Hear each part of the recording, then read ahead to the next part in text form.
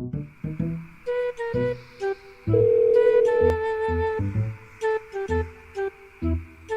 number you have dialed is currently busy.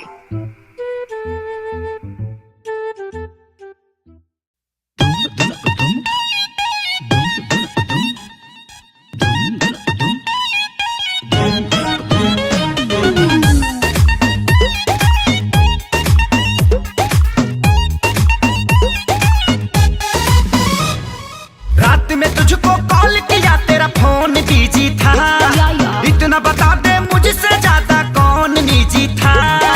Loan Pay phone लिया तब जाके तुम्हें दिया बात करने को।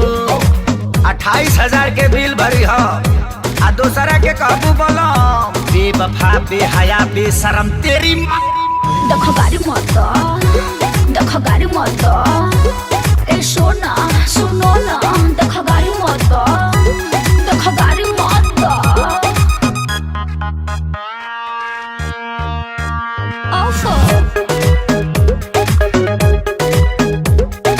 दूर के मौसी के चाची के बेटा रहे वो, पूरा हमरा घर के चहेता रहे वो। रिश्ते में भैया लगते हैं, बड़ा लेट नाइट तक जगते हैं। आ कभी कभी मन करता है तो फोन घुमा लेते हैं। तेरी मौसी के, तेरी चाची के, तेरी मौसी के चाची के बेटा बड़ा कूता है।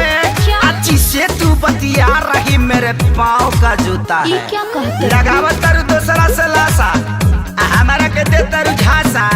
बेवफा बेहया बेशरम तेरी माँ। देखो गाड़ी मत दो, देखो गाड़ी मत दो, ए सोना सुनो ना, देखो गाड़ी मत दो, देखो गाड़ी मत दो। ओफो